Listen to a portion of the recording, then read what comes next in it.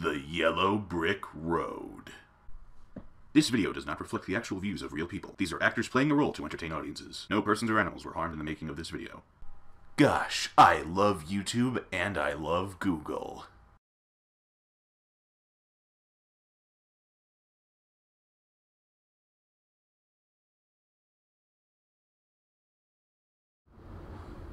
Welcome to the Yellow Brick Road.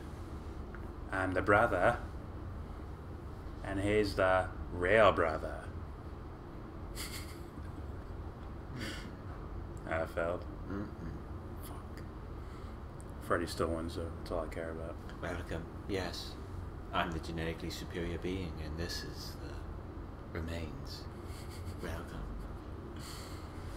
Today we're going to be talking about, again, the blonde who lives in the beast. Candy wrapper? Yeah. Yep. Another, maybe she's a wannabe Canadian. I don't know. But she has some interesting thoughts on something. I guess we'll find out. Oh, censorship. There you go. Followed by Erich Fromm speaking about love.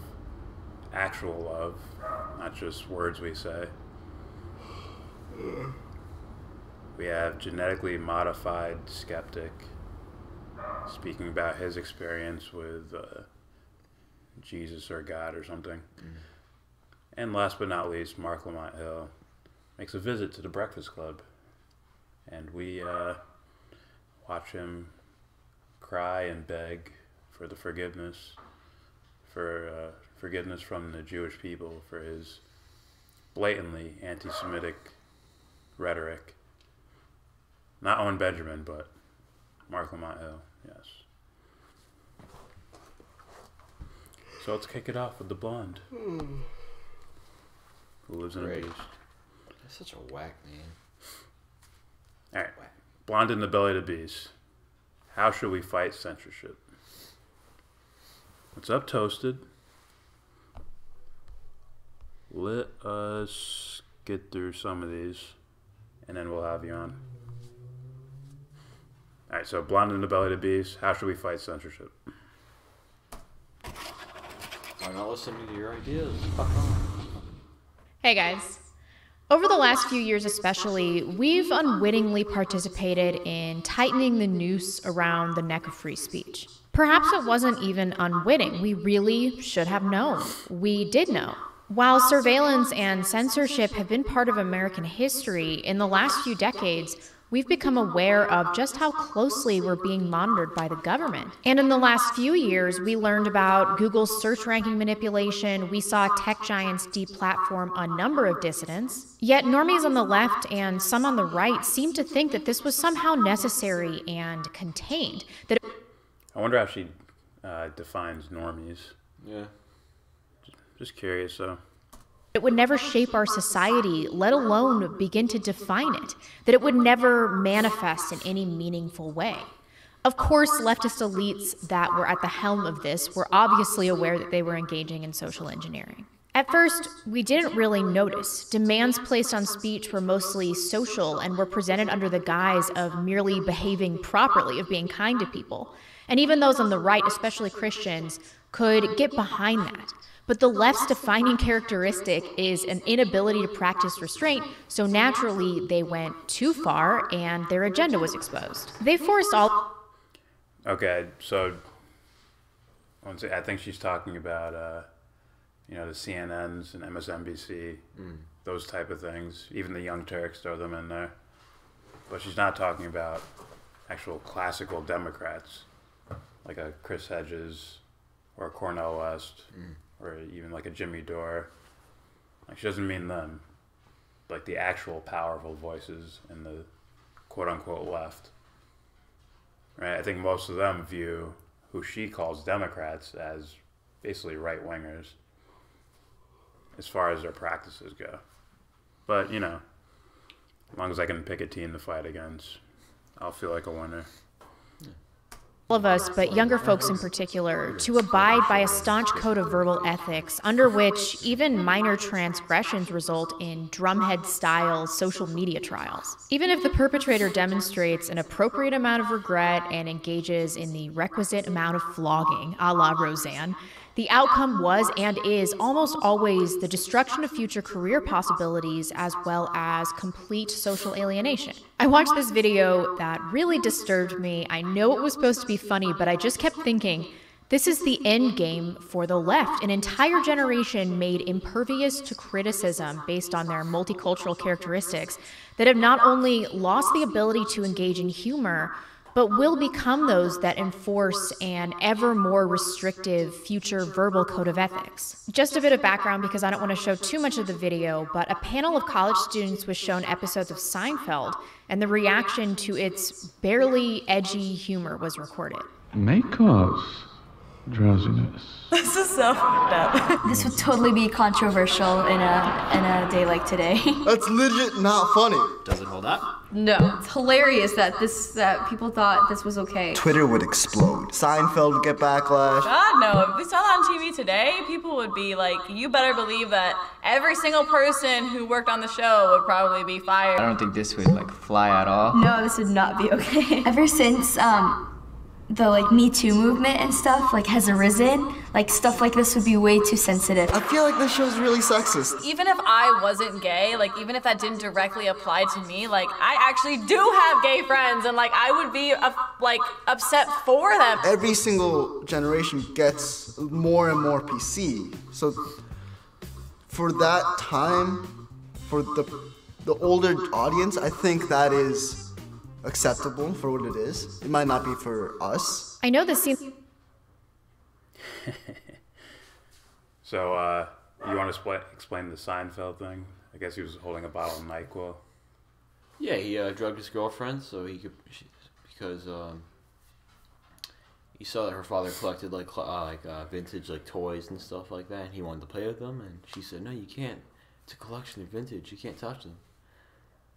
And he begged. She's like, "No." He's like, "Okay." He drugs her, makes her fall asleep, like just passes out. He plays with them and shit, the toys. Yeah. Then he gets his friend to come over and plays with them. Then like other people, like two others, I think. And then she finds out, like, you drugged me so you could play with toys? It's actually pretty funny. Well, I thought it was funny. See, here's the thing. I can't look at that and say that represents the youth of America. No. Like, especially, like, that's clearly, like, a popular show. Teens react to whatever. Yeah. And it's like, who are the people you get there, right? You get the most likely classically trained, borderline apathetic kids. Like the typical American. Like, oh my God, this would be blah. And then, oh my God, then this. Yeah. Yeah, it's like a normal kid. You'd be like, I don't give a shit, man. Yeah. So, believe it or not, those existed. It's like they never seen the fucking Boondocks. Yeah. And Martin Luther King come back from the dead or something like that. Will you please shut the hell up? Just, I was like, oh. So, using that as your rubric. I don't know, maybe she's right. Who knows? Either way, She ain't right. she could be. No, she ain't. If she is, she's right by accident. Levi says, I was just arguing with this idiot who called Elon Musk an idiot. Oh, the irony. I think Elon Musk is probably very good at mathematics and rocket science and all that shit. Physics. As far as, Whoa. Is this a clock? Yeah. Whoa. Where's the digital Check reading? him out in Rogan, it's like... nothing. It's like, you ever smoked weed before? I'm so smart that it doesn't affect me. Yeah, okay. Rogan's like, damn, you're just a super being, aren't you? Just warm up my obliques and just... Levi says, damn, there's no sensitive. All right. They're so sensitive. They're so It's a sensitive. joke. Yeah. Yeah, it's a fucking joke. Calm down. Yeah. It's like, I think it was Daniel Tosh. He's like making a joke about rape. And one lady's like, hey, rape isn't funny. Just stares at her like, Would it be funny if like 3 dudes just raped her right now? I have heard that. It's like, fuck. Yeah. Alright, let's hear more from the blonde. Seems like a small thing, but it really freaked me out. These college kids aren't capable of independent thought. They view the world through the Once again, saying all kids are like this. Yeah. lens of potential offense, not intellectual curiosity or self-development, as was formerly the objective of academia before its Marxist takeover. Now, I believe that... What? Yeah, you see that? She snuck that in there. It sounds like she's talking so much about ideologies that it sounds like she has her own, been done a million times ideologies. Oh, yeah. Typical right-wing party ideology. Yeah, she's a creep. Could be. Yeah. these nitwits and useful idiots are still but a small proportion of our population, albeit a powerful one, since they are necessary for leftist elites to fully realize the population control that they have been seeking for many, many decades. But look, I'm doing anything like that. I don't. A leap towards population control. Is that a leftist thing? I thought it was just like a powerful person thing. Me too. But who knows? I thought it was my shoulders are looking much different from what's on my face. The left means bad and right means good. Like, don't you know? Again, I'd let her get her way. Like, listen, you control the world now. It's gonna burn, right? Yeah. It's gonna burn. then there's the rest of us. After people figure out that self-censorship has the same ultimate outcome as state-mandated censorship, except it's leftist mobs coming after you instead of state officials, they began to shed their politeness and say what they really think. And we reached that point during the campaign. I believe that it was at this point that the left realized that they need to change their tactics. Shifty bastards. So they started to ban dissenters on social media and used libertarianism as a Trojan horse, feigning an interest in economic freedom. They continue to claim that there are private organizations that are free to engage in voluntary transactions like other businesses, although their behavior is clearly discriminatory. I also believe that businesses should be able to discriminate for any reason or no reason at all. In a free market, it doesn't matter, so long as there are no monopolies and other alternatives to said businesses exist. But they... I'd probably throw other things in there, right? If you're a giant... So your shit stopped at 12:55. Mine stopped at... Stream resumes. Ah. Would we hit a bug or something? I guess. Yep. It was because you're being really sus. Don't diss blondes. Don't do it. So, forget about every point. I just laid out the meaning of life and then the stream cut off, so I don't feel like repeating it. I just gave the answer who really Blame was behind YouTube, 9/11. guys. It's like, who killed Kennedy, you say? Well, and that's how it all happened. Where's that from? What? It's from a bunch of shit. Yeah, that was weird, Levi. I thought I hit a button by accident and it just cut the stream off, but whatever. Alright, let's continue. They dominate so much of modern dialogue that they can no longer be seen as limited businesses offering a service. Further, it was always clear that no alternative platforms could arise due to the monopolistic nature of these tech giants, as well as their integration with payment processors of the same political persuasion. Like we've seen with Subscribestar, the tech giants' claims that we should just make new platforms and just find new payment processors have always been empty because they knew that once these started popping up, leftist lynch mobs would descend upon them and they could edge out every single competitor. Yeah, but then that's free market, isn't it? That's free market capitalism. No, because That makes sense then. I have blonde hair and I'm going to use fear. Boo.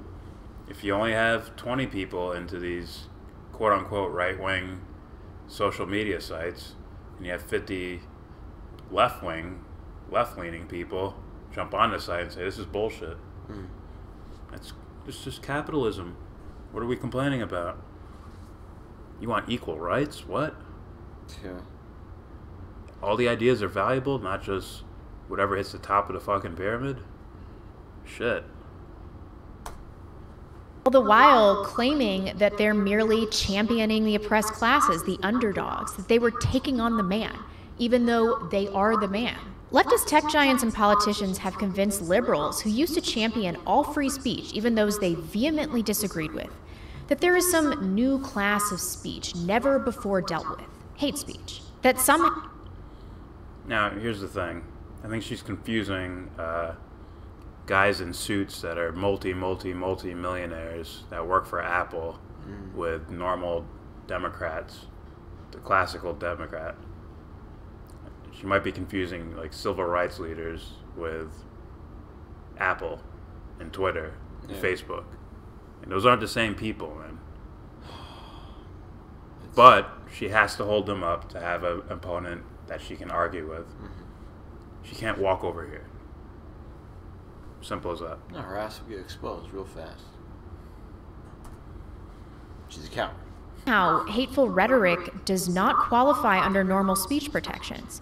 That somehow this has escaped the notice of history and has only become an issue in the last few years. I don't see leftists questioning this enough. Why did the ACLU go from this to this? Of course, if they were actually interested in protecting civil liberties, that would include all constitutional protections. It's because new people probably get in there. Also, ACLU has become very like up there in status. Right? They're not the mom and pop ACLU from back in the day. If I had to guess, I don't know. So we know this guns thing is just a way for them to obfuscate their actual belief in the legitimacy of hate speech. Do leftists really believe that hate speech is a new phenomenon? That there's been a surge in Nazis randomly over the last 5 to 10 years? It totally defies logic. Liberals used to be questioning, they used to be curious. If they still were, they would ask, what happened in the last few years that has pushed tech giants, the media, and organizations like the ACLU into such a defensive position that they're going after the same speech that has always existed? After all, the First Amendment was created explicitly to protect what is now deemed hate speech. You don't have to protect popular speech. What has happened is this. It was. Protect against hate speech. The other things were to protect people from slavery too, right? Right? Right. A lot of these laws are tricky and amendments. Yeah. But I'm blonde, so I can just play around with it. Yeah, sometimes people can write amendments and then not actually, hold them up as far as society goes. They can just let it go by. Like, now I'll start enforcing it when I feel like it. So instead of maybe she should look into the people in the political seats on both sides instead of just being a team playing dumb fuck, you know. College kids and I'm gonna argue the same Don people Lemon. that they all do. Easy pickings, man. The left sees a surge in nationalism that is gaining popularity at a breakneck speed. They see that mandating political correct... Now here's the thing about that. Doesn't that sound like a reaction to something? Yeah. Seems like a conditioned reaction to whatever, to Don Lemon saying, well, white people are bad, or whatever the fuck he says. Like, how's that freedom, quote unquote? They literally need them to exist in order to have some epiphany. Yeah. Oh, yes. Like, they are treating white people shittily. They are anti-nationalists. It's just funny. It's like, they're globalist. If things go my way, they won't be remembered as wise at all. Just, no, they won't. They're not recognized as wise now, I don't think, by a majority of people. I'm saying they won't have fans. Yeah. That's what I mean. Rather than, in history, the great philosopher Stefan Marno was born. And that blonde, silly, dumb fuck was born as well. All bow and say la la la la. It's like, holy fuck, are you guys just silly? Yeah. Like, I wonder, like, are you really out for money? Yeah, it's part of it. Yeah. Which is why they bring the free market with them. The free market, yes. Where are you? It's this. won't be so free now, would you? It's right? a fundamental right? principle right? of life itself, the free market. I mean, you know something about being free, don't you, brother?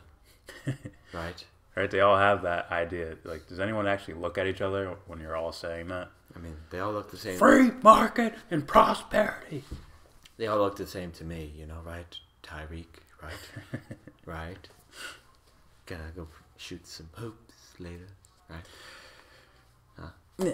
Social level is no longer effective. They see that trying to ruin someone's life for benign statements through the use of online mobs consisting of your perpetually offended college minority, the likes of which we discussed earlier, is having a counterproductive effect and is ultimately garnering support for their enemies. For those of you unfamiliar with this story, a Columbia student who was clearly accosted at like 4 a.m. when he was drunk by a group of minority activists was filmed saying a bunch of positive things about white people. Are they minority activists? Or are they just people with phones? Probably. Ah.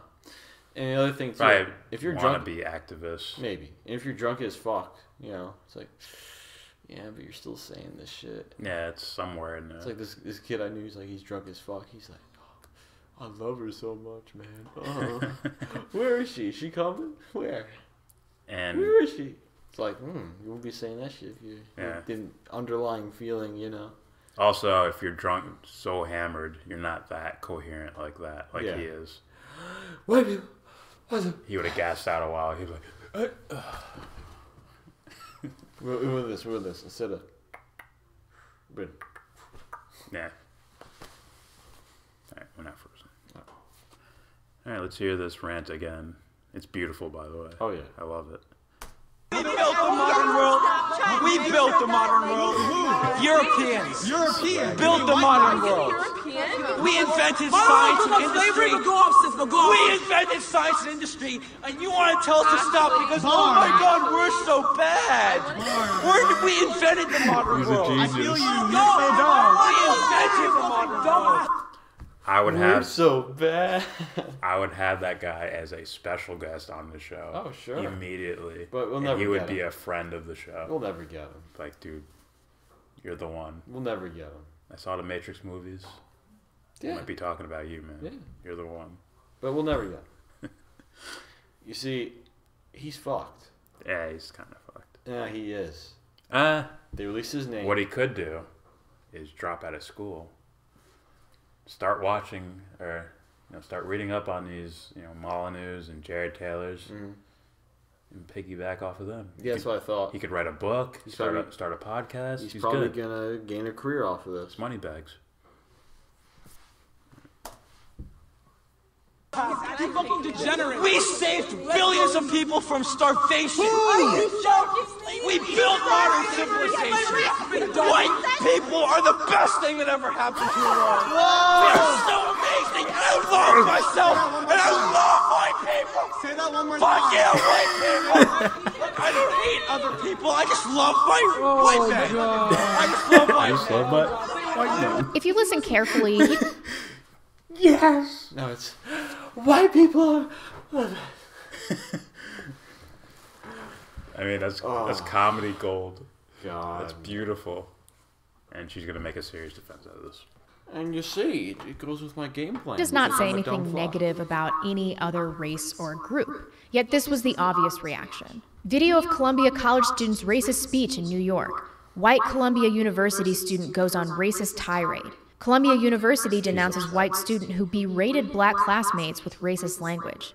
Columbia University denounces racially charged rant by white student. Columbia University denounced a student's racially charged rant.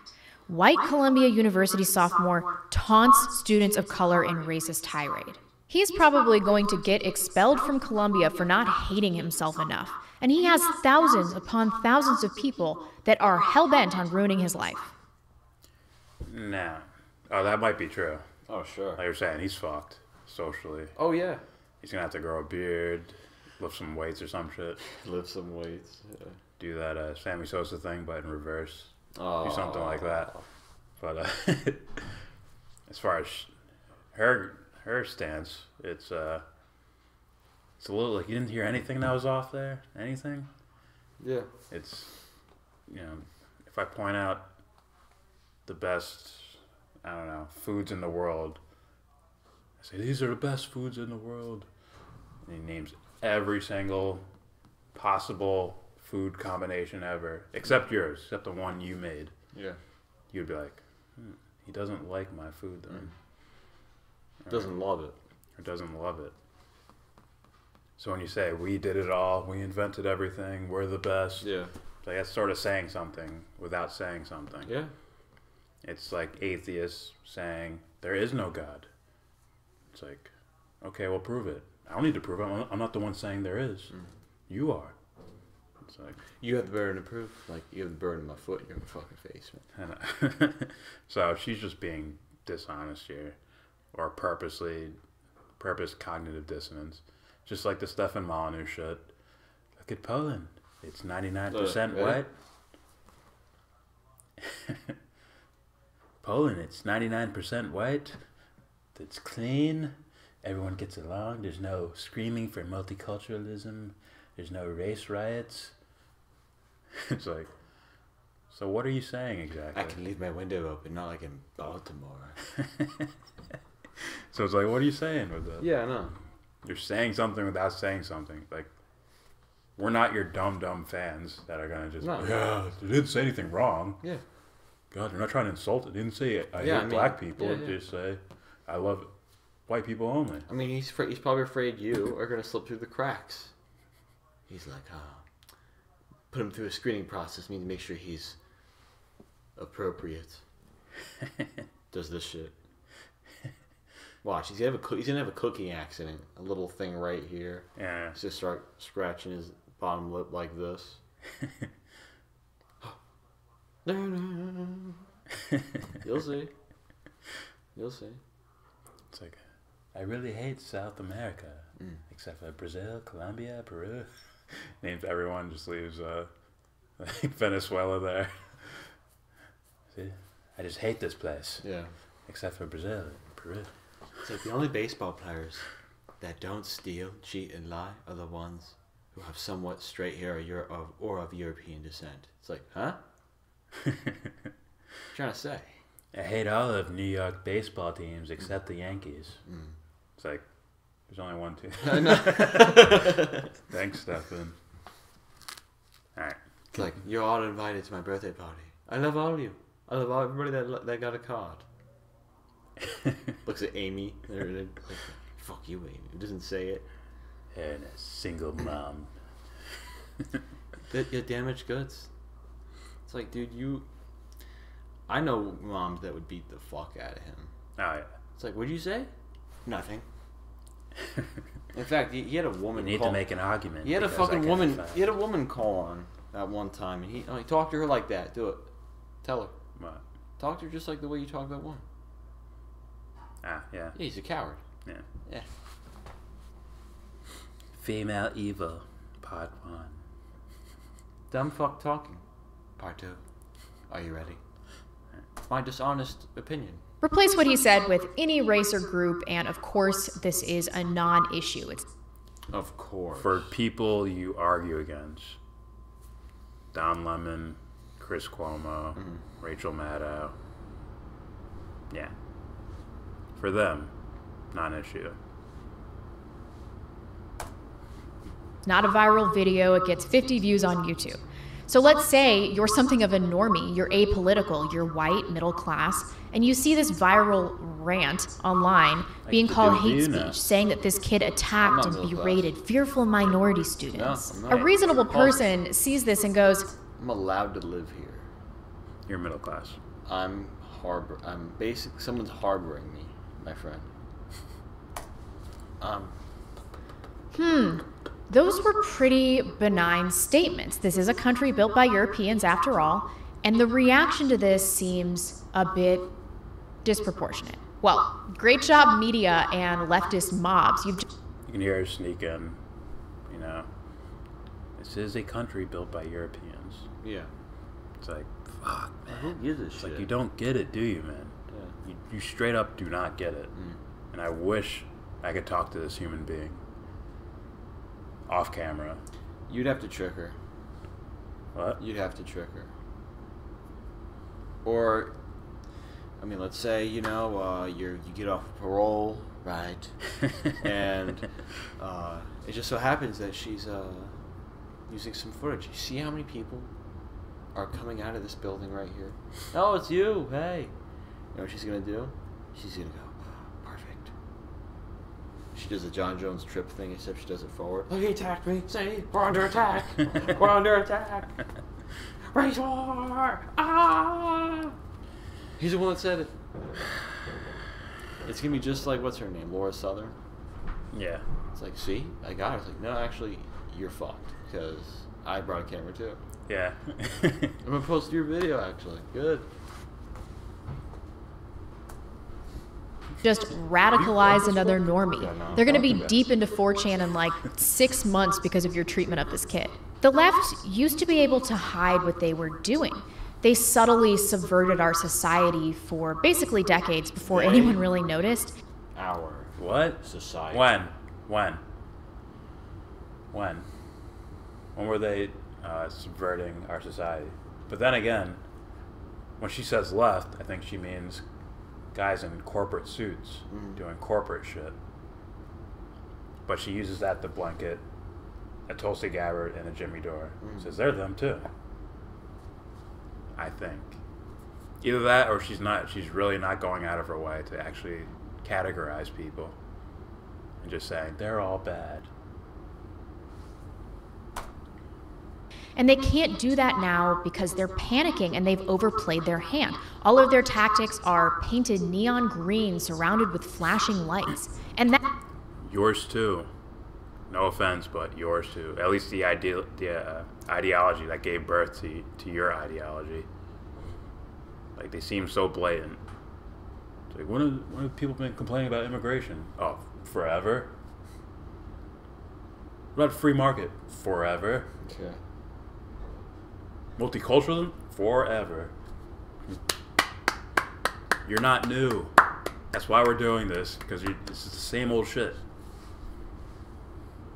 And you've been arguing against the same fucking people over and over again. So I see very little progression between the both of you. Told you. You'll be right. You'll be right when Hillary Clinton's running for office. Yeah. But when George Bush is in office, you'll be wrong. Yeah. And it'll just play seesaw for decades.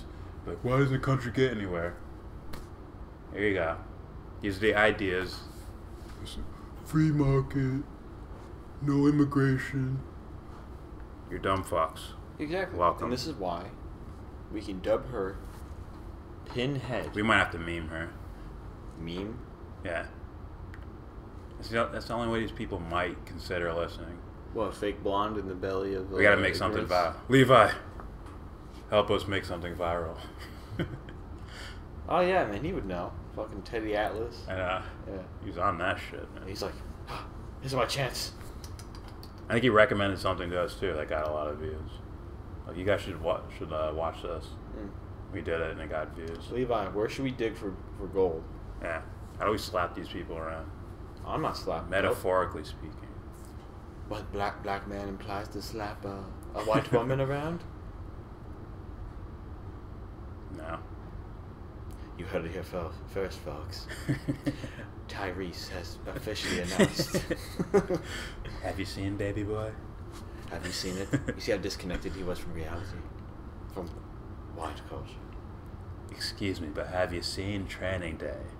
Think about it, folks. See how the black man, the African... They clap for pigeons. They move the pigeons by clapping. Yes, it's a sign. You see? Shows a video like a NBA game. Yeah. Just people clap. You see it? Yeah. Do you see it now? Do you see how the African American cops try to corrupt the European man? It's like, what the fuck's going on? See, I can't play in the NBA. Well, you never tried, asshole. Yeah. Fuck. Phil Collins looking ass. Yeah. Fuck. So listen, dude. Sometimes guys can sing and sometimes they can't. People told him he was... when he was younger, people told me he was cool, so they'd leave him alone. So they'd leave him. So yeah, man, okay. Listen, I gotta go. I gotta run. Yeah. He's the guy that shows up with like some sort of like... I left the stove on and... He's the guy that shows up with some sort of tool bag car, slides on it, pushes up his belt buckle, flips back his already receding hair, and he's like, "How's it going, ladies?" Puffs up his like jacket with the fucking shit's poking out like this. It's basically like this. Remember Billy Madison when he shows up to high school? Yeah. And he sits on his car like this. Everyone's just laughing at him. That's him.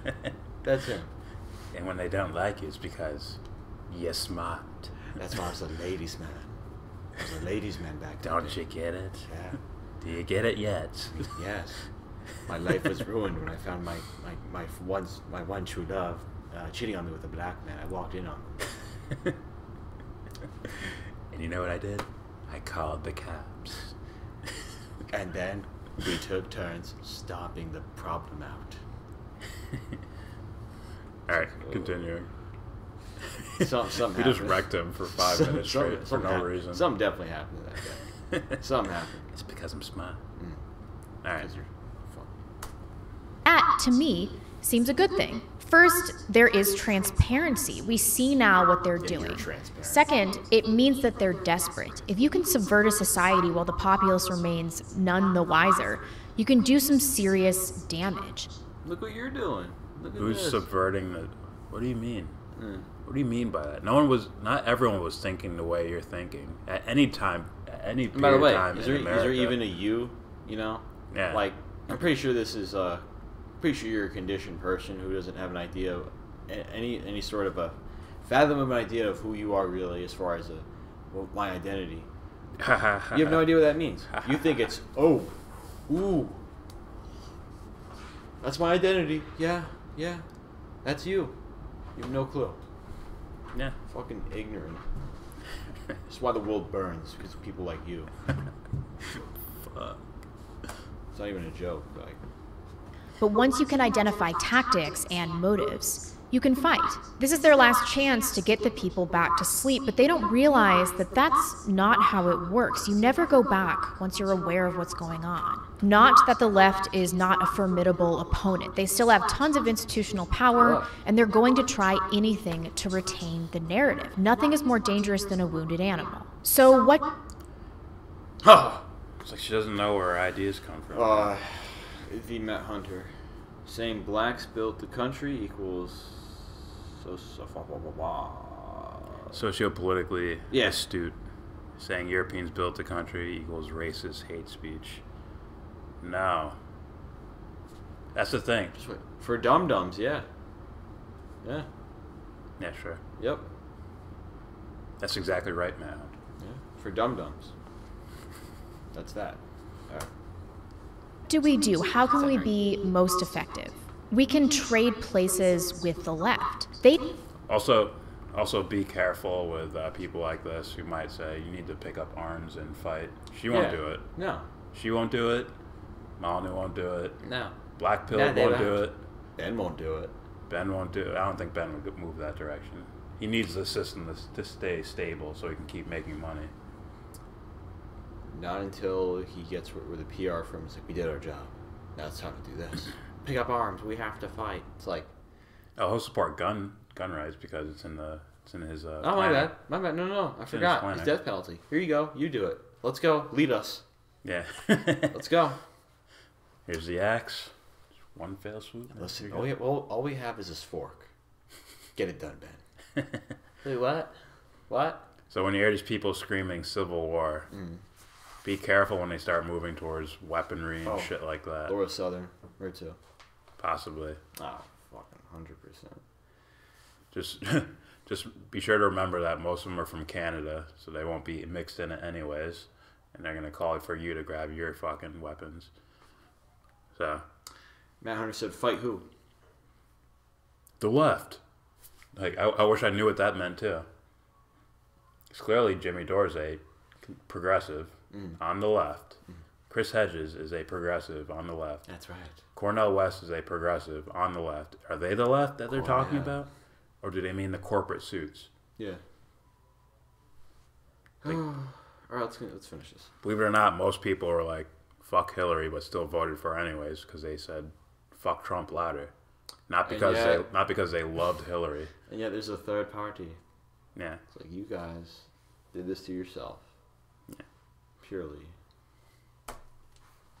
achieved cultural dominance through subtle messaging and entertainment, through infiltration in academia, then doled out their indoctrination bit by bit to a totally unsuspecting populace. I think maybe that's what we have to do. Don't get me wrong, the less transparent elements of this fight are extremely important. We need to be financially supporting other endeavors that will make us less reliant on leftist platforms and modes of income distribution. You're talking about her money, basically, not you. See, we need to become more reliable on things outside of the mainstream social networks. What she means is, I need to be that, which means I need you to support me.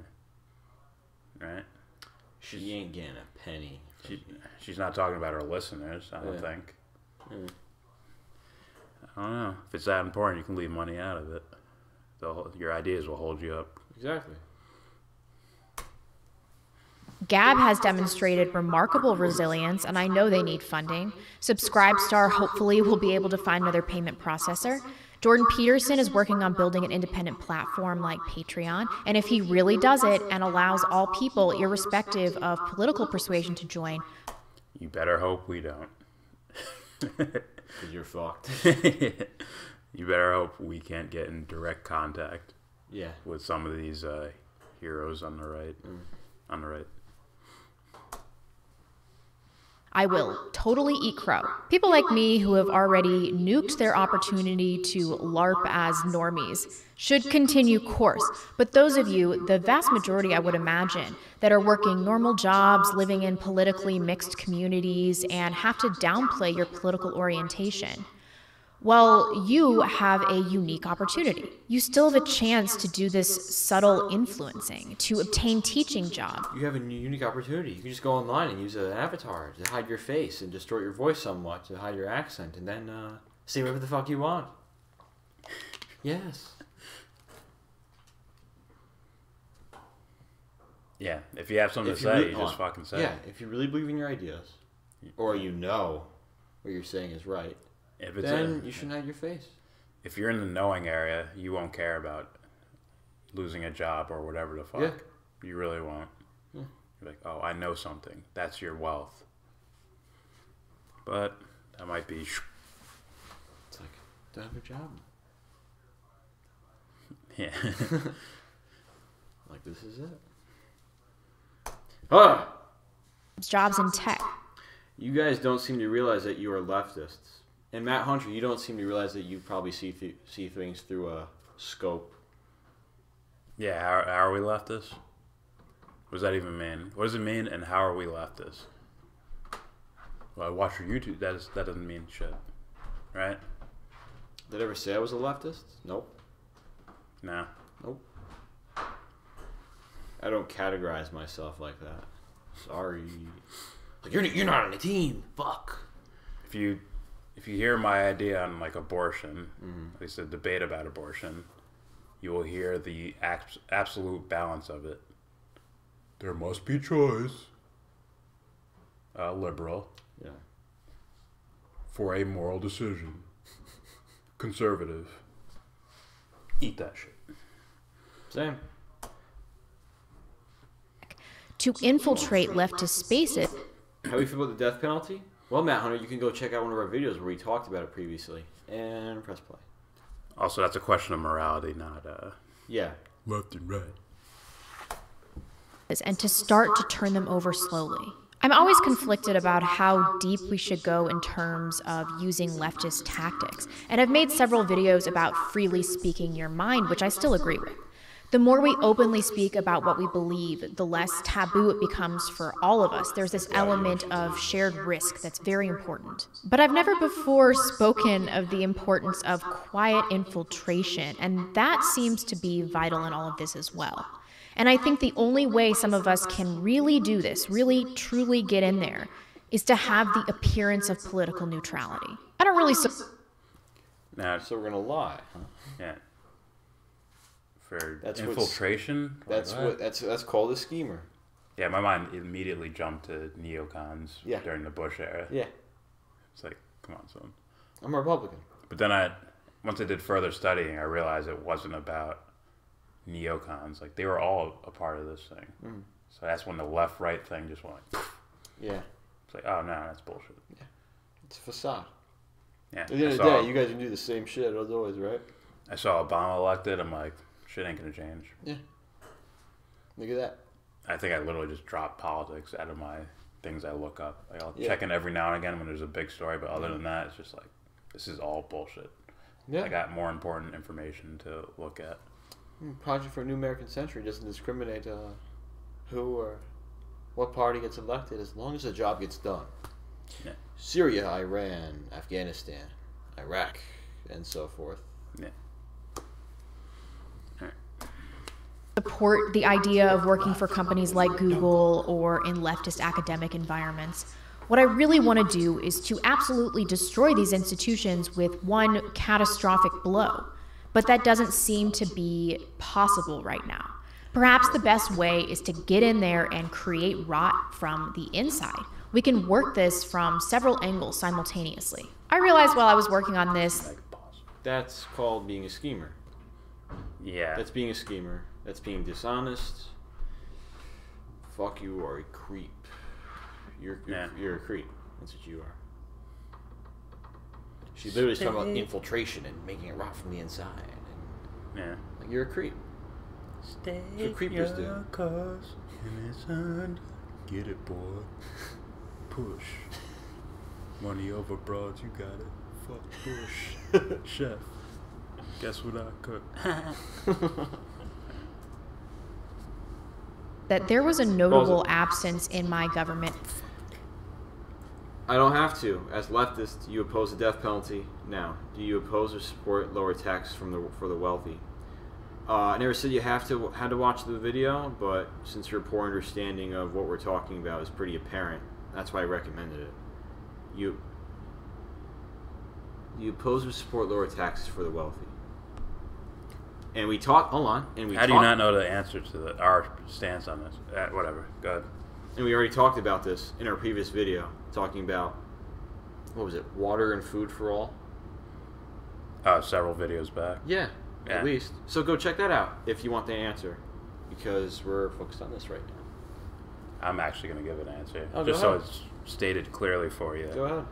If I take, I mean, in the back of my mind, I'm like, fuck money, but in the society we live in, if someone takes money from someone else that they don't want taken, it's theft. They're stealing from them. What we say, I think, I don't want to say we, but I think you say the same thing. No, I agree with this. I remember what you said. If in a healthy society. If you have a healthy society, then taxes would be given freely. Then it's not theft anymore. You see the difference there? Yeah.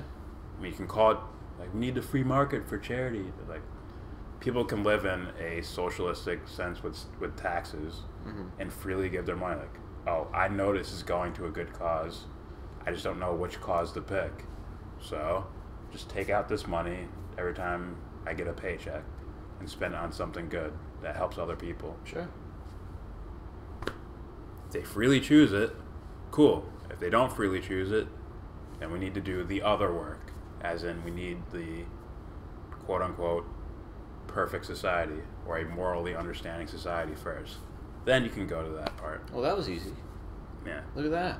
Healthy society, people just understand, well, this could help me. Makes sense. I'll do it. Well, yeah. There you go. It's like, I already have like 6 Mercedes-Benzes. I don't need all this other money. Yeah. Maybe this will help universal income. So that guy won't be thinking about robbing me while I'm doing this over here. I think I put it in more in today's context, but you know what I mean. I want little zeitgeist. Yeah, it's like, do I need another 6 rooms where I won't be in for the majority of my life?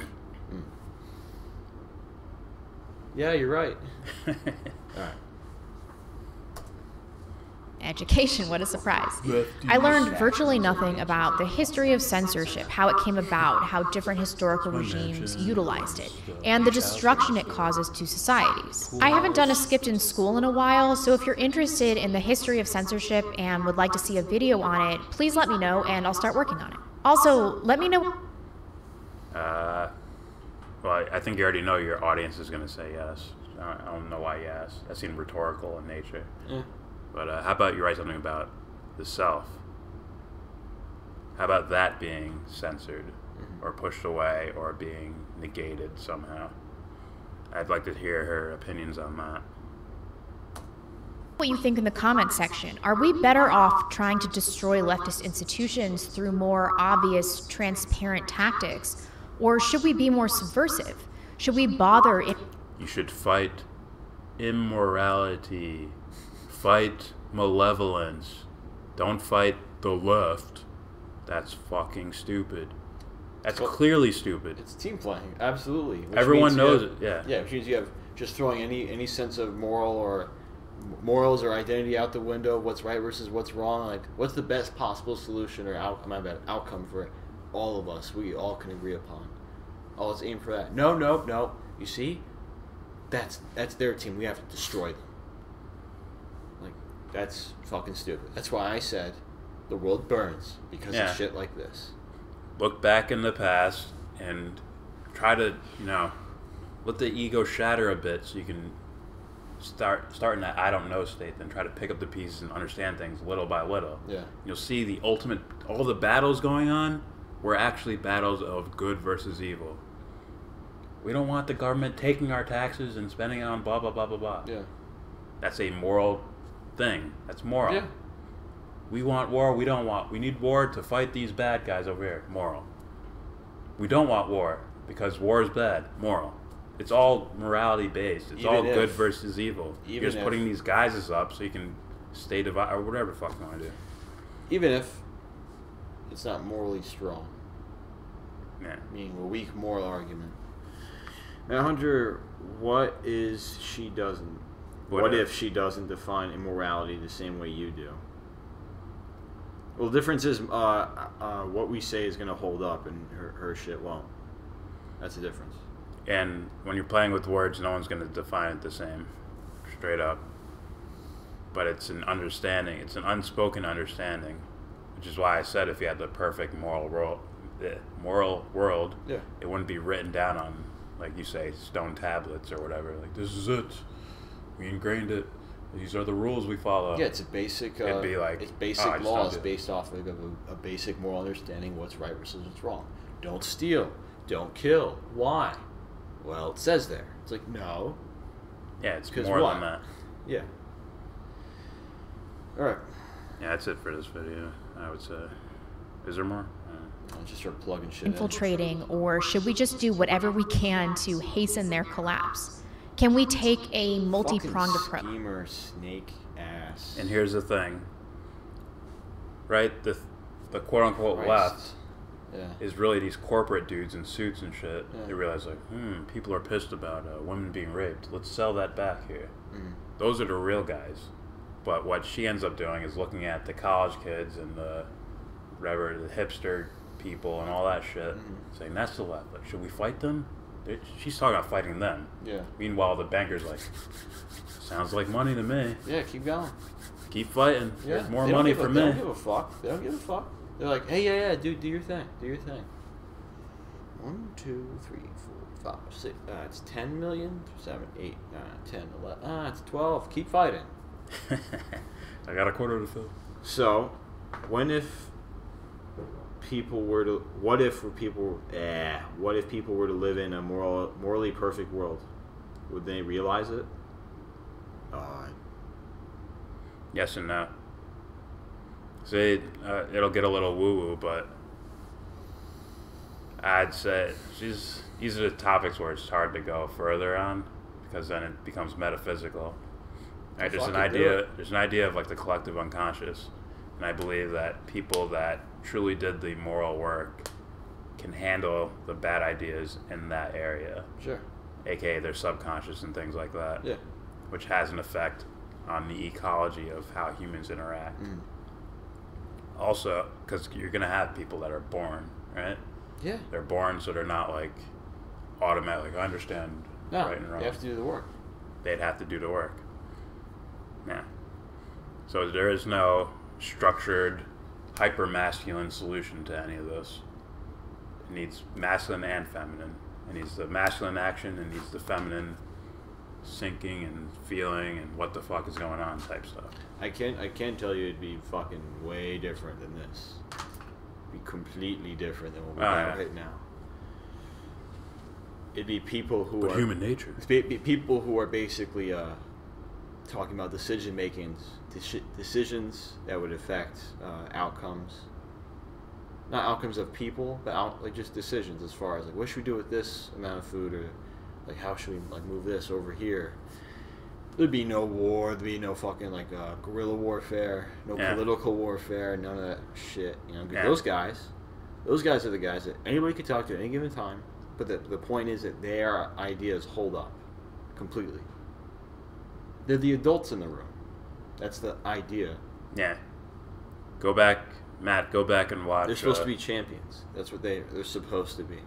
Go back and watch my little IQ question. And it's, once again, these things are hard to explain in words. That's why I use symbols. Yeah, that's why, we don't quote other people. What does it mean? We don't have to quote other people to get our point across. So yeah, if you don't get those symbols, go watch the ending of Whiplash. A lot of people. It's probably been the best aesthetic I've seen of that.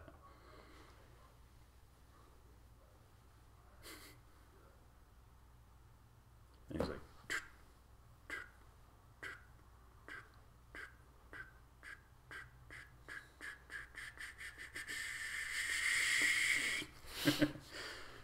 He learned every level. That's all I'm saying now. The rest is a mystery. The intentions I admire. Not necessarily the methods, but your intentions were good. I respect. Yeah. That's all you, and that's, in fact, that's all you need. Once you have the intention, a true intention, it sparks something else. Sure. At the same time, it's like, all right, you don't got to do that. Which leads us to this. Oh, I need a timestamp. Let's go to 58. 58. Okay. So speaking of true intentions and true expression and truly honest expression, we have Erich Fromm here. And he's going to tell us about love. A real expression of love. Not, oh, I love this car, or, oh, I love my girlfriend. No, you're talking about what the left says. We two are clearly leftists. It's like, see, yeah. Way to find a way to fucking put me in a group. See, I'm glad you're here, Matt, because these guys do exist. They are out here. Even throw Ayn Rand in that conversation. Like, these ideas are out here. Mm-hmm. They just stop wherever it suits them. Like, oh, free market? I'll stop there then. It's a perfect place to stop. I won't consider anything else. Okay, so this is Erich Fromm, psychoanalyst and philosopher Erich Fromm on love. That's the name of the video. Links in the description. I would say love is something everybody talks about, and the need for love is one of the most basic needs of man, namely the experience of union with another being, of becoming one with another being. And yet I would say that love... Now, when he says becoming one with another being, I think he means that quite literally. Not the Hallmark, like, oh, you got... Or the Hallmark cards, like, oh, become one with your true love. I think he, like, means it literally. Yeah.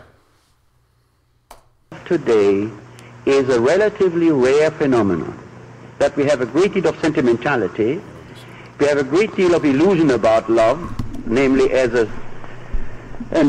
something one falls in, but the question is that one cannot fall in love really. One has to be in love, and that means that loving becomes, and the ability to love, becomes one of the most important things in life. So you can't just fall in love, you have to become love. It's like all of a sudden, I'm here. It's like, and then it'd be like, well, if you really knew what love was, would you be in that situation? Like, yeah. I loved her. It's like, did you? And that falls back into what Matt Hunter asked us. Yeah. Right? You have to become the moral code. Right? You can't just mental gymnastic it into existence. Yeah. Or food for thought, just gobble up all the ideas you possibly can and just like, okay, I understand this and this and logically this and this. Yeah. Logic is important, but You need to actually become the actual thing. Which is why this is somewhat of a sensitive. Become an idea. This is somewhat of a sensitive topic when it's brought up upon. You know, it's like, what do you mean? You tell me I don't know what love is? It's like, yeah. Probably not. Yeah. Doesn't mean you don't contain it. No, no. You just your ego's oblivious to it. There's a disconnect going on. Which is why I say being the master of your own universe. Yeah. To be the master of it, acknowledging everything, being aware of everything, your surroundings, as far as that. This is a part of it. Yeah. Big. It'd be forever there, you know, and then it'd be like, well, you know, yeah, you're strong, dude, but I don't think you know how. Yeah. You know, that's a big difference. Yeah. It turns into where that knowing, that's why that knowing thing is so important. It's because you become the truth. Like I say, how do you know a truth outside of yourself? Can you measure it? Is whatever, the moon a million miles away? It's like, do you have that exact measurement? How do you know that truth? And then it's like, well, what truths can you know then? Well, you can literally become the truth. Yeah. That's what I mean by that creative process of my favorite color is blue. Yeah. I created my favorite color to be blue. I am my favorite color. Yeah. See how they're synonymous with each other? It's a party, yeah. Thus, you become the truth. Yeah.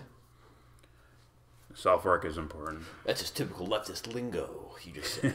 I know. So again, this is why we can't have nice things.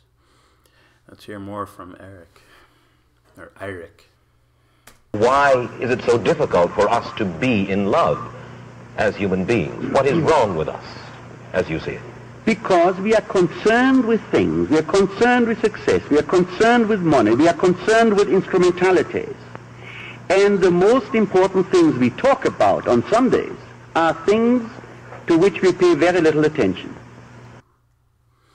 On Sundays. Yeah. On the holy day. I think he means, yeah. literally means just like church and shit like that. Yeah. Things we don't really pay attention to. No. There's no real care. No. There. It's just, I'm here. I'm doing what I need to do. It's like, listen, no, bitch, listen. It's like, come on, God. I bought a first-class ticket. I should be in there immediately. Yeah, it's like, hey, guys. Open the gates, man. Sunday, right? Why are we here in this building? What's going on here? Yeah. I thought anywhere and every given place is the church. Hmm? The closet, the bedroom, under the tree, in the river. And that's what he means by not really listening. Yeah. It's just you're participating. You're there. I showed up to practice. What'd you do? You showed up. Now what? What are you going to do? It's just literally showing up to practice. Okay, BP.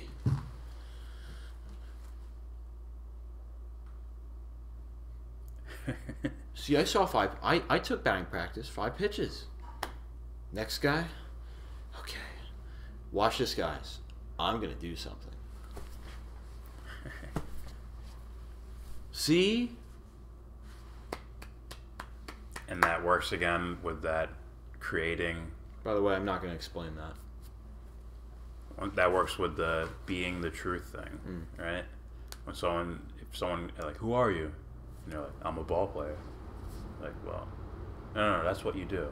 It's like, no, I'm a ball player. They created that. Yeah. They are that thing. Yeah. Thus, that's the truth. Yeah. They're literally spouting truth in front of you. And it's different when it's like, well, who are you, man? Well, I'm a political leftist, and I support these ideas, and not necessarily, because they could define themselves as, I'm a ball player. Sure. I'm a ball player. Here's the thing, though. I just can't explain it to you. There's only evidence I can get. Correct? So, I can make the assumption based off, well, he probably has no idea who he is, really. Then there's the underlying feeling of intuitively, like, right, like, oh, this guy has no clue. Only they know. Like me. For now. No, it's there. Someone else could know, too. Who they, what, as far as with them? Yeah, who they are. Someone could actually know that. Maybe. I know that. You're also a lefty. Alright. Just a quick little video from Erich Fromm there. Beautiful stuff. Let's see, timestamp. Let's go with 106. 106. Okay, for our next topic, we have genetically modified atheist with his personal experience with God. Also, fuck, I don't know if Toasted is listening. Toasted, if you want to call in now, this would be the time. We got our rants out of the way. Or did we? There's more rants left. People could be so fucking cruel. Alright, so this is genetically modified skeptic with my personal experience with God as an atheist. This will be fun. I was raised Christian fundamentalist and have only been an atheist for about 2.5 Go years. back? Hopefully my regular viewers all... He said I was raised on fundamentalist Christian. Oh, another one. Yeah. I found the light side of the force. know that by now. I believed it all fervently. I wasn't the kid that always had their doubts and asked too many questions in Sunday school and got kicked out for it. I was a leader in my church youth group. I prayed constantly, I studied the Bible diligently, and I evangelized to any of my acquaintances who weren't Christian. Remember, studying isn't memorizing what these words are. Got it down. Yeah, Erich That's Fromm not studying. Erich Fromm just explained that for us. Yeah. Ready? 2 + 2 = 4. Right. 8 + 8 = 16. Yes. But do you understand how? Yeah. And you understand how this isn't true. You see how this is created. And it can be a silent understanding. It doesn't need the words of 1 + 1 = 2. It's the people, it's like the scientists. The understanding comes first. The people that understand science are the ones that say, well, we don't really know. We don't know any of this shit. We're coming with the, we're basically trying to come to the most possible explanation. Yeah. We're trying to get there. We know we'll never know as far as these numbers. But we're doing all this stuff so we can get the best possible explanation of how or what could possibly be. And that's what you're going to get with science. That's the truth. That's the truth. Yeah. Not, I memorized it, so now I know. I studied. It's ridiculous. Stop. Let's hear more. Obviously, doing it the way that I would say a lot of people do. You know, I studied myself. It's like, did you? I hope you did. Alright, let's hear more. Yeah. Most of all, I had a personal relationship with Jesus Christ. Or so I thought. A major part of my Christian life was personally experiencing and interacting with God. Some, but not all atheists I know, say they've never experienced anything they felt was supernatural, even when they were very religious. But I have, and I want to take you through the story of a deeply meaningful experience I had. Here, I'm going to take a guess here. I'm going to say there is something to do with conditioning, as far as like where he grew up and what he was taught, what he knows. Definitely some, I would say definitely collectivism going on. It's like this is just it. You know, I'm not really asking the bigger question of who am I, you know? Yeah. And if you really had a relationship with God, then at least the God I'm talking about, then you'd get it. You'd get what I mean. God. I really hope everything. I really hope he's not using his story as a way to convert other atheists. Yeah. Or convert more atheists. Like because you don't know shit about, like, is there more to the world or more to life? Yeah. Like, you clearly have no clue about that. Listen, I know there's nothing. I used to play on you don't know that. I used to play on a team. Now I play on that team over there. You can do the same. All you have to do is type in 1-800-CONVERT. Yeah. I was on the Red Sox. Now I play in the Bronx. It's like, yeah, buddy. Sorry, I hope this isn't a sales pitch.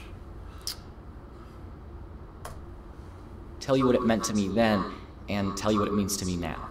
I was 17 and applying to colleges. My 18th birthday was coming up, so I went in for my last checkup with my doctor at the Children's Hospital before I transferred to a primary care doctor for adults. During the checkup, my doctor noticed irregularities in my heartbeat. I quickly followed up with a cardiologist and received some bad news.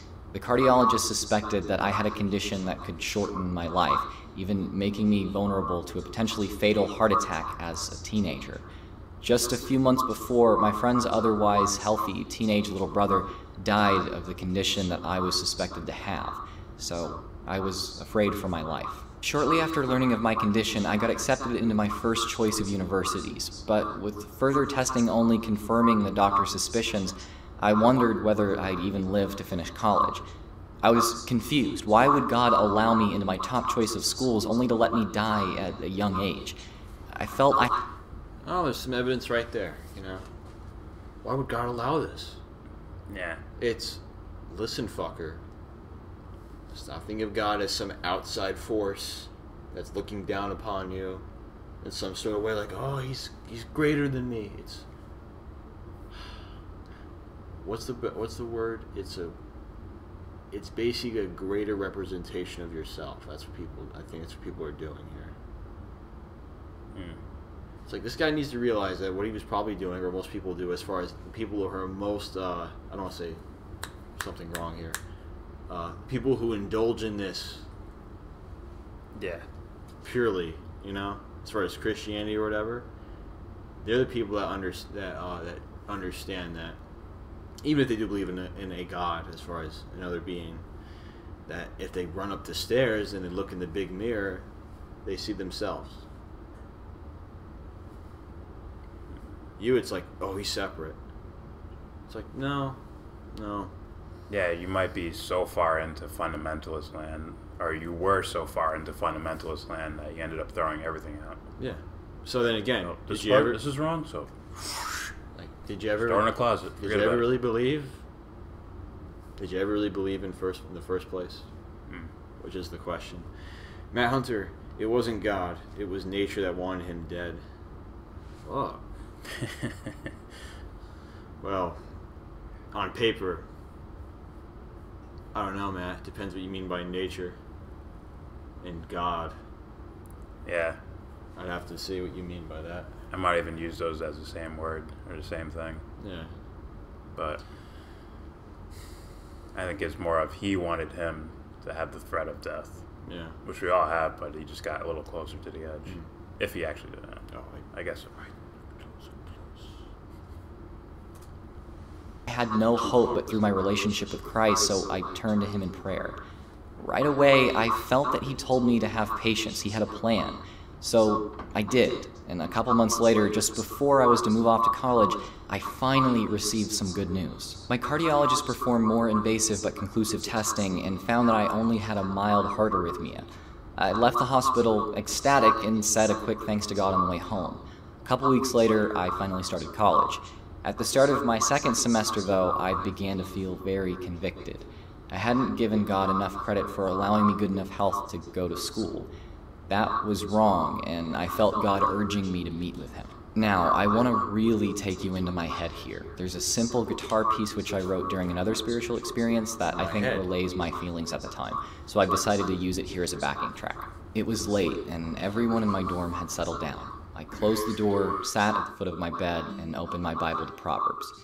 I didn't know if I'd actually read it, but that was always the book I read from in times that I needed wisdom, and just have... Is that guitar? He said it's a song he wrote. Alright. I don't mind that. It's just out of nowhere. When I found out the truth. It's like... It seems like... No offense, but he seems like one of those super like religious guys at one point. But no, like seems like he's still in that temperament. Yeah, speaking that's what I meant. It's like, and then I wondered, and then I realized there is no God. Yeah. It all started with oil. Essential. All right. Having it open became a source of comfort for me. I bowed my head, closed my eyes, and silently asked God to guide me through my meeting with him. I stayed still and silent for several minutes, clearing my head of distractions. I was content in the silence, but something began stirring in the room. I spoke to God, thanking him and acknowledging that it was only through him that I was able to be where I was.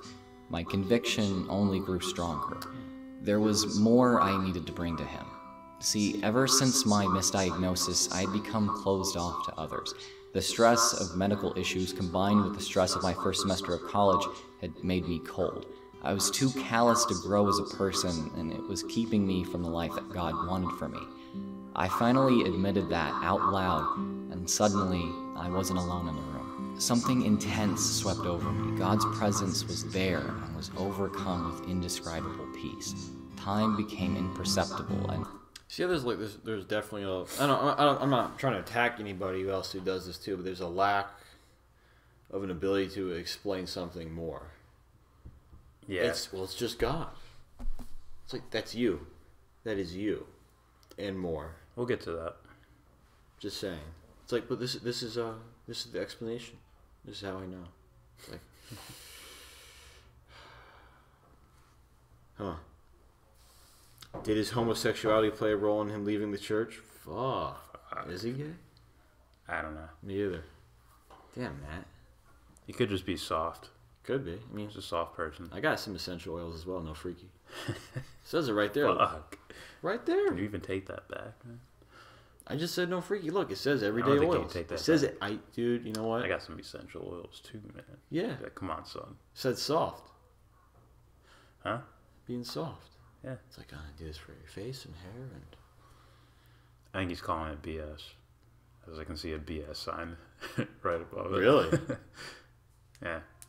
Or maybe someone else did it. Let's find out. my sense of self was stripped away. I was meeting with God. Your sense of self can't... my sense of self was stripped away. His sense of it, sure. My fault. It's like, by you. Yeah. It's you that do that. It's no other outside force. It's like, we just take that. We'll get there.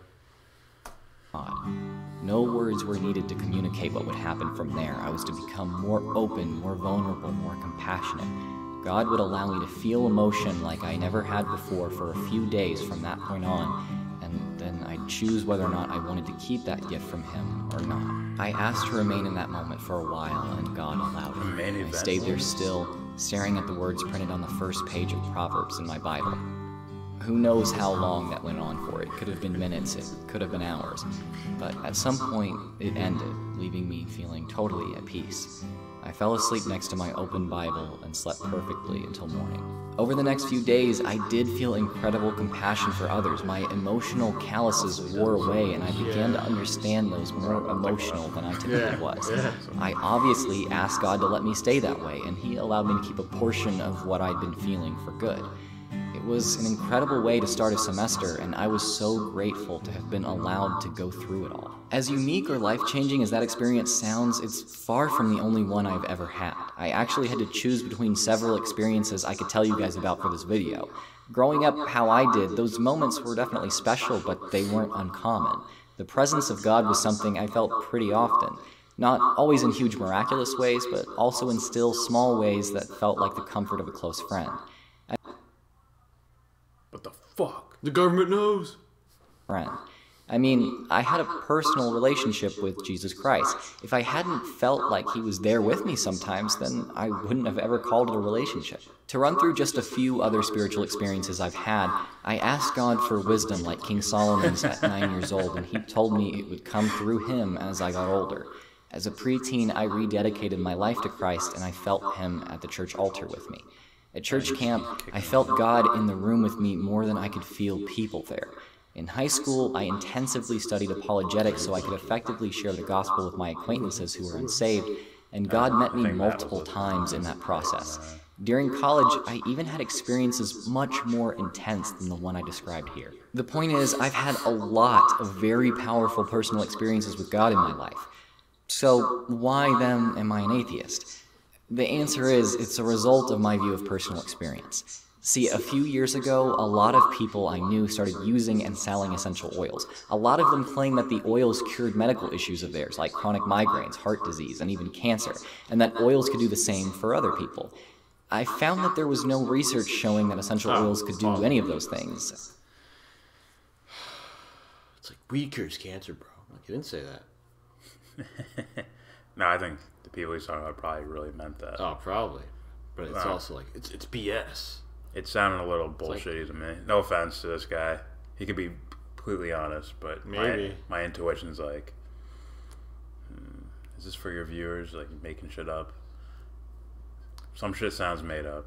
Like that whole little speech thing. Yeah. How poetic it. Maybe you just wrote it poetically or something. Maybe. But I always kind of get like, sketchy. Like, was it that intense, or are you hyping it up so that you can say, "See, I was a true believer, and I found out that's all bullshit." I just started cringing when I heard the guitar. That's all. I don't know. It could be genuine. I don't know. A little sus to me. Could be. And those selling them actually admitted as much. They believed oils could do these miraculous things based solely on their personal experiences. I was studying scientific methodology at that time, and I learned that reliable scientific medical studies always test one factor at a time by putting certain controls in place which allow researchers to rule out the placebo effect, the effects of other medications, dietary and exercise changes, etc. That way they really know what caused the effects they observe. I realized that people claiming they know what essential oils do based on their personal experience didn't have a leg to stand on. What they experienced could have been, and more likely was, effects of factors they didn't account for. That realization led me to stand pretty firmly against essential oils and a lot of other types of alternative medicine. After all, they were using them as medicine and making them a huge part of their lives based on nothing but unreliable personal experiences. And then it hit me. My personal experiences with God had strengthened my faith, but were they any more reliable than others' personal experiences with essential oils? Probably not. I went on to learn that psychologists have been studying religious experiences for over a century. They've found that experiences of the supernatural had certain triggers like music, large crowds, extended exercise, meditative states, sensory deprivation, drugs, sleep, food, and water deprivation, and much, much more. Scientists have even tracked brain activity during supernatural experiences and have seen predictable patterns, many of which can even be replicated with electrical and chemical stimulation. Stop. Holy shit. What we have here is a complete disconnect between the ego and the true self, or soul, or whatever word you want to use. To where the ego sees one thing and it feels something else bubbling up, and it's taking the ego event as the actual event. I couldn't have said it better, yeah. I mean, point blank, that's what I think he's explaining. Yeah, it's like, look, I have the same feeling of happiness. Electroshock therapy. See? That's different. That does not come with the feeling. Now, if someone's brain is... An exaggerated example. Now, if someone's brain is fucking flopped around on drugs or electroshock, and they see like something that inspires them, then you'll get those feelings. But if they don't see that, you're not going to get those fucking feelings. They're not hardwired by, you know, electricity or whatever the fuck. The feeling I had when I was with God. Yes. Watch this. I'm going to put this fork in this outlet. You'll feel it. It's like, which means you never... had a clue in the first place, dude. Your ego never had a clue what you were actually doing the whole time. Straight up. You didn't know then, and you don't know now. You don't know now. And, I don't know. I don't know what else to say. That's it, really. If you want to talk about it, you can debate us. But you probably won't. And those are two large leaps, right?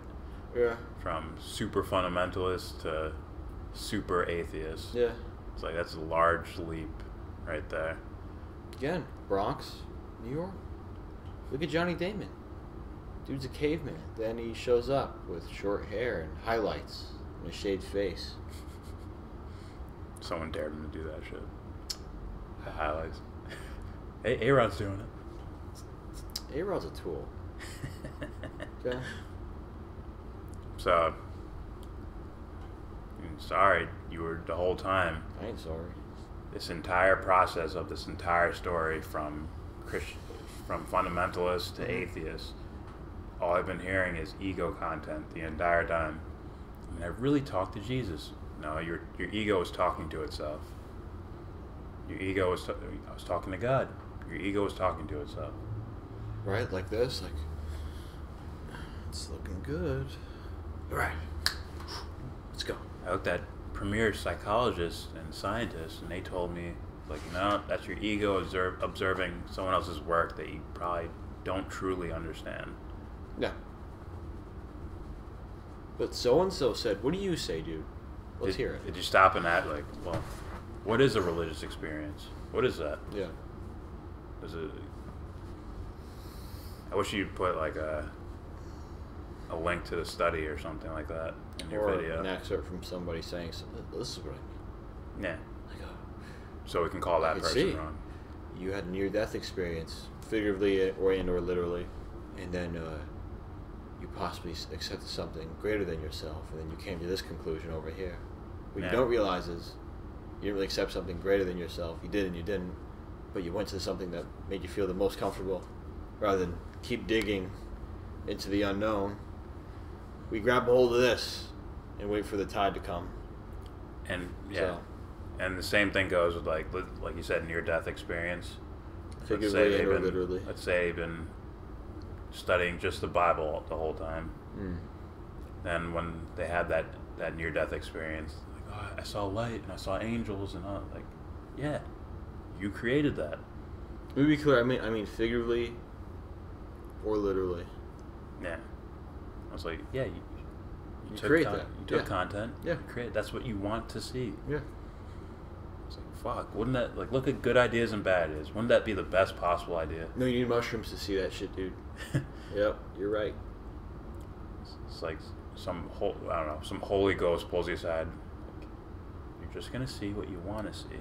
That's your heaven. Do you get that? Yeah. It's like, doesn't that make sense to you? It's like you're already here. Like, well, what about bad guys? Don't they go to hell?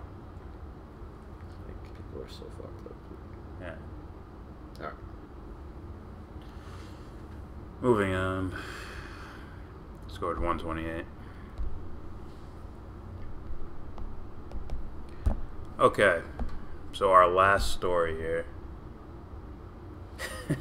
Our last story is Marc Lamont Hill on getting fired from CNN. Hopefully this video doesn't get us kicked off, so let's try to go with like small portions of it. It's like, we're money hungry, you can't play this video. It's like, wow. Yeah, they really might kick us off for this. Yeah. So let's go with small portions and probably not. Portions. I'll probably just explain what happens in sure. parts of it. So let's skip this little intro thing. Let's go to like. I guess there's one. Morning, everybody. It's DJ Envy, Angela Yee, Charlamagne the God. We are the Breakfast Club. We got a special guest in the building. Yes, sir. Marc Lamont. Fucking, I hate that chain, man. God damn. So generic. Whatever. Just saying. Hill. What's up, y'all? What's up, good brother? Oh, man. Everything. Skipping ahead. Anti-Semitic. Why? Yeah, I don't know.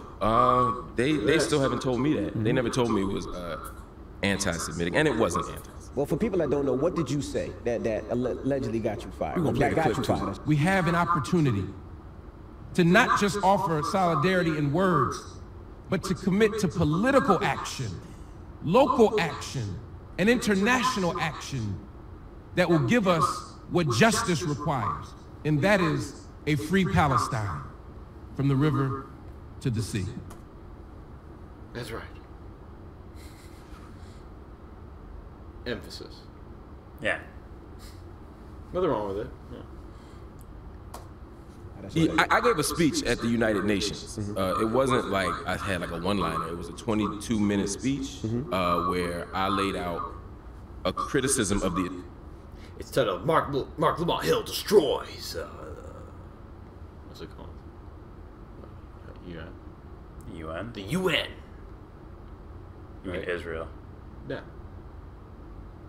That's what he's talking about. My bad. let me reword that. Marc Lamont Hill destroys Israel and gives the smack down on the UN. There you go. That video would be taken down. Yeah, like before, as you type it, your laptop just goes bang. Words like destroy and Israel do not go together, or you are done. That's what a team player would write. Israeli government. After you came from Palestine. After I came from Palestine, I got off the plane, went straight there. And after I gave that interview, there was some pushback. Some people were criticizing me.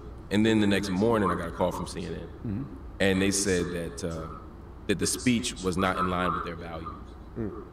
I said, well, which part of the speech? Did y'all hear the whole speech? they didn't even tell me that. They didn't tell me, what part of the speech. They didn't tell me how much of the speech. They didn't. It's just the whole speech. So I said, cool. And that was kind of the end of that conversation. A lot of people focused on the last line of the speech where I said, "Free Palestine from the river to the sea." They said that could be interpreted as a call to destroy the state of Israel. They find that's an offensive term to the Jewish community, right? I haven't found that to be the case. Here's what I'll say. I think there is a small sector of people who have a particular politics about that phrase. That's a lot more radical, right, than what was in your speech. Right, and they would try to say that part of the speech was like I was dog whistling to destroy Israel. And let me be very clear, I wasn't dog whistling to destroy Israel. When I say free Palestine to the river to the sea, what I'm saying is I want every part of the region to be free. It means just what I said. You don't want people living under oppression. Exactly. Well, tell us what you've seen there. Anti-Semitic. Yeah, where's the team playing Ben, bitch boy now, huh? Yeah, where'd the identity politics go? Yeah, he's a hypocrite. Or he's a shill. I think that's all we need from this. I mean, yeah, like that article I read, where it's like, okay, someone business planned you into existence. As far as the way you talk, the way you dress. How Hollywood created how you go about things. Yeah. Yeah. What was it? They fucking redid his whole wardrobe. They looked in his closet, emptied it out, and replaced it with something else. Yeah. Changed his hairstyle around. Got him onto certain platforms. That's creepy. That's creepy. He's a creeper. He's a provocateur almost. Sort of. Hey. And I think he has like his own values or whatever, but hey, it's still shillery at its probably finest. weak, just letting you know. Yeah. Like one little smash with a hammer at that pillar of his ideas. And I think this scenario is one of those instances. Yeah. To where it's just a step ladder for him. Like I step on you and I get a step higher up. Yeah. Only bitches do that. I want to hear him do that to Owen Benjamin. Yeah. See what happens there. Because, he said, what did he say? Compared to Rothschilds, they're like dragons and shit, like guarding their gold. Yeah. Even if one little piece is missing, they go, what the fuck was that? Yeah. It's like, that sounds like a racial epithet to me. Yeah. I don't know. Yeah. I always thought it meant something else, but dragons. Like you would think. I mean, Owen Benjamin's a popular guy. Yeah. Well, now he's popular even in the Ben Shapiro circle. Yeah. So he should even have more of a obligation to say something. Well, more of a awareness of him and what he said. Yeah. Unless you perform cognitive dissonance at a mass scale and you just, my friend, he's my friend Ben. I know him. He doesn't say these things. Just like Joe. He's a good guy. I know Steve. He's a good guy. How well do you know him? Yeah. But meanwhile, he took Marc Lamont Hill and just put words in his mouth. Yeah. Basically. He put one of Hamas's slogans and said he was saying that when he wasn't. Yeah. He's calling for the destruction, absolute genocide of all Israel. And also, it's not a quote, but he's saying he wants to kill everybody. Yeah. And it appears that a free Palestine from the river to the sea is a saying that predates Hamas in the first place. So Hamas was the ones who were adopting shit like that. What's this? Tim Kennedy. It's a sign. Sign of the end times. Yep. It's already happened. Like really is somehow. Matt Hunter, the Breakfast Club are a bunch of racists. How? I think they're just dumb. Just like we call other people. Like we don't call Jared Taylor racist, right? No, I think he's just a silly person. Yeah. Ignorant. We don't call Molyneux racist. Yeah, I really don't believe that there's actually racists. No, it's just you're just a dumb fuck, huh? Yeah. Like you don't really I bet you don't hate this. If we Like, do you really believe in that? Like, do you? If God stopped reality and said, "Here, you get to build your own world," it'd end up having a similar diversity. Not necessarily skin color, but ideas would be extremely diverse. "Quote unquote" intelligence levels would be diverse. Mm-hmm. Things like that. I think with those guys. How, Matt? How are they racist? So let's put it this way: is Stefan Molyneux racist? Oh. Is Jared Taylor racist? Are those guys racist too, or are you just saying just the Breakfast Club, what they do is racist? I'm really curious because if this guy does cognitive dissonance on Stefan Molyneux, so let me get this straight. You think they are, but this guy isn't. Yeah. Like, what's going? Yeah. And personally, I don't believe anybody is. It's just, oh, you're just silly. Yeah. But I can understand why people would definitely say, oh, you're racist. It's like, you can't blame them. You said this shit. You're implying this. And yeah. If like me at like 15 years old would be like, yeah, that guy's racist. Yeah. But same. Adults have walked into the room. For the final time. For the final time. I know.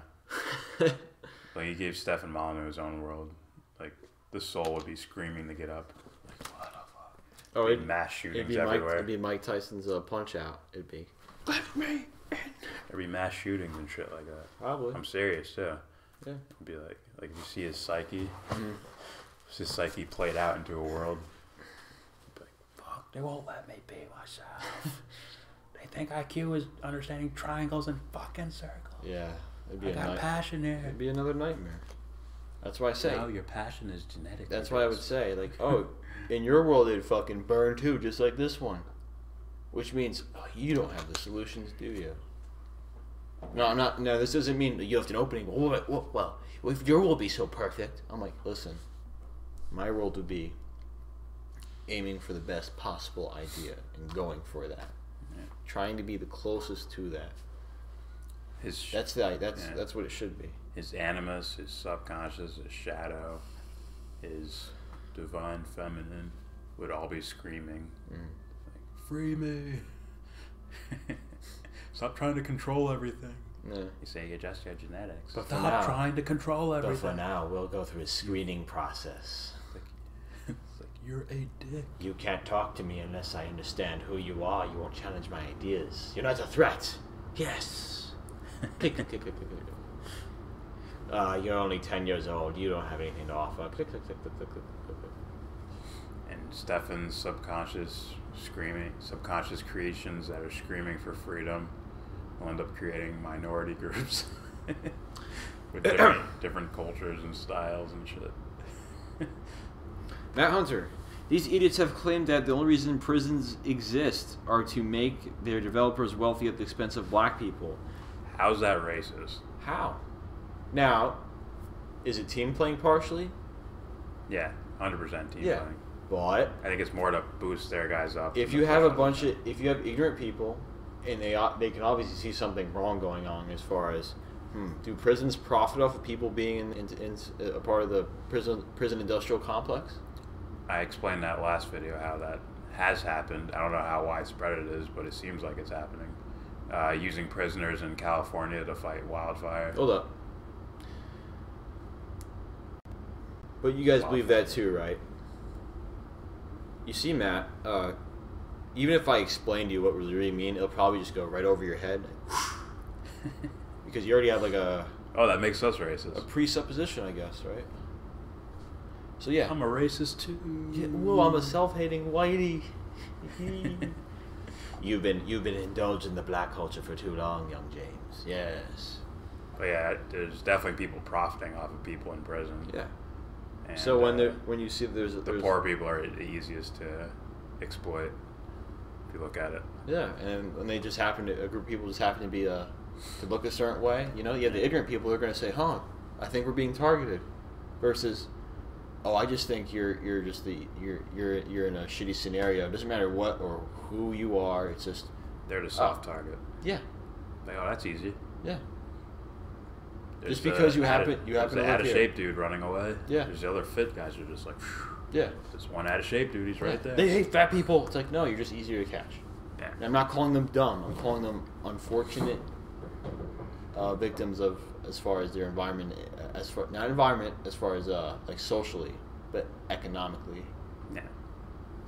I don't believe in they're targeting the race. It's no, you happen to live here and there you go. Yeah, like they're not doing this in Beverly Hills. Even if I brought up something like slavery, yeah, it's still mainly economic for the higher ups, right? Their goal is economics. Mm. What they do is they try to trick the population into hating them or thinking them as lesser people. Yeah. So that like, okay, the workers will stay quiet. If they had white people to exploit, they'd do that shit too. In fact, they did do that.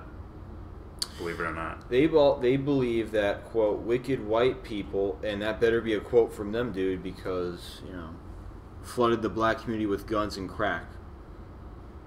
And once again, a presupposition. But you guys believe that too, right? Maybe we'll make a video on that one where there's actual people with testimony. Yeah. But, I can just tell you a story for them. I'm pretty sure, regardless of whatever color they were, whether they're white, gray, or brown, or actually...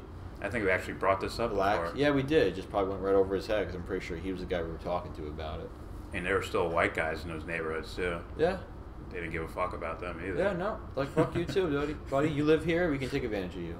Yeah. So, as far as pumping drugs into the U.S., right? Yeah. Let's see. Where are we going to pump this shit in? Beverly Hills? Or poor economically living scenarios, like ghettos. Man. That makes more sense. Let's pump it in there. Where can we get away with it? Yeah. There you go. But Matt, you probably don't believe that, right? So, all right. Just make believe. Yeah. It's get whitey. Keep team playing, dude. You'll see how far it gets you. All right. Yeah. Check what happened to poor whites in the South after the Civil War, after slavery was abolished. Mm-hmm. It's like, oh, you see similar stories going on here. You can exploit poor people, believe it or not. It happens. And by the way, regardless of whatever they are, if ignorant people, if that's what they see something horrible happening, but they're ignorant. And, again, I can see why they'd say wicked white people, or white people who are taking a group of people with white skin are being taken advantage of, and it just happens to be a guy with what do you call it, or a majority group of whatever country they're living in. They happen to have different colored skin. It's the wicked brown people that are attacking us. Yeah. You see how stupid that is? It's stupid. Because you don't get to the real solution to the problem. It's wicked white people, or it's corrupt people. That's it. Like we said earlier, the true great battle is between good and evil. It's wicked white people. That's right. So and evil can't take human form. Because Obama doesn't have anything to do with any of that shit, right? Yeah. As far as continuing it, pumping drugs into the country, selling arms to foreign countries. Sure. Yeah. Operation Fast and Furious in Mexico. Fast and Furious. It's like, we're going to give them guns. What we'll do is we'll put trackers on it. And then we'll catch them. Oh, fuck, the trackers stopped working. Yeah. I guess I just got all that free fucking weaponry. Yeah. Shit. Fuck. Shit. Alright, let's go on to Syria. That's it. Yeah. Not like the Project of a New American Century had anything to do with this. I mean... It's not like this. Keeps rolling. It's not like this guy had a video out for 8 or 9 years, and then it just so happens like, look at this. Maybe not in that particular order, but all the countries that he named, they're being targeted, or they already have been targeted. Yeah, Matt, go look into Michael Rupert. MICHAEL RUPP. Guess what? ERT. He's a former LAPD officer. Yeah. Or detective. I think it's officer. Yeah. Who they tried to recruit him into the CIA. Hey, remember that board meeting or whatever the fuck? Town hall meeting? Yeah. Hey, was that a white guy up there on stage? Yeah. You sure? Hey, we need to talk to you real quick. Pretty sure it wasn't. And what's funny was the blacks applauded the white guy because they thought he'd actually be believed, as opposed to them. I don't know. Either way. But let me know how that team playing goes, dude. I hope you guys win a championship. You know, a lot of teams hope that. All right. All right. Thanks for watching, Matt. I mean, everyone who watches, all our millions of fans. Is there another comment? Well, yeah. And why would, quote, wicked white people want to flood black areas with crack and guns? Why don't you go money? Why don't you go figure that out, dude? You do your homework. And it's not white people. Money. There's plenty of like undercover minority officers. Oh fuck yeah! That whose paycheck went. Remember the Black Panthers? Remember that shit? Infiltration. Oh, remember Martin Luther King, right? Infiltration. I keep going. Yeah. It's called people. Corrupt, ignorant people that do it. It's the businessman sitting in the. It's the businessman sitting in the skyscraper, hands in the pocket, looking down on the rest of humanity like they have no fucking clue what's going on, do they? It's a scam. We're just gonna take advantage of them. Let them bicker on fucking Twitter about bullshit. We'll keep raking in the fucking money. This is what is expected. It's like over here they'll say it's the wicked white people, and then over here there'll be people defending the white guy. Well, brown people do it too. Keep playing into the game. Keep doing it. We'll see where this goes. You know, keep doing it. All right. All right. Thanks for watching, everyone. Hold on. One last comment. In Canada, blacks are over-arrested for drugs and gun violence, so the Canadian government flooded those black areas with guns and crack, too. And you need to do some homework. I'm done. Yeah. And Canada's right there. I don't know. In my mind, logically, like, Canada's right there. Yeah. All I do is drive there? It's right there. All I do is drive there, and I can expand my drug and gun empire. It's not like it's not like the government has any sort of connections to the United States and any other policies or anything like that, right? But I'll look into it. No problem. Sure. Just let me know when that cognitive dissonance ends. It's weird. All these topics you bring, I look into it, and I end up finding more supporting my stance. Yeah. So it's like, I guess you haven't done your homework. I guess not. It's like, look at these statistics, guys, and we look at it, and it's just you're just helping us prove the point. You can keep throwing examples out there, and it just turns out that whatever statistics or examples that you bring out are just further making you look like I don't want to say bigot, but an ignorant person. Probably a silly college kid. I respect it though, man. You stand by your stance. Yeah. I sort of respect that. You know, Jesus floats down from the sky. You might want to consider people can fly now. In Britain, blacks are over-arrested for drugs and gun violence too, so the British government flooded those black areas with guns and crack too. And arrested or convicted? Yeah. I mean, I've seen some funny stats there. But please subscribe if you like. Always comment. And as usual, give this video a thumbs down.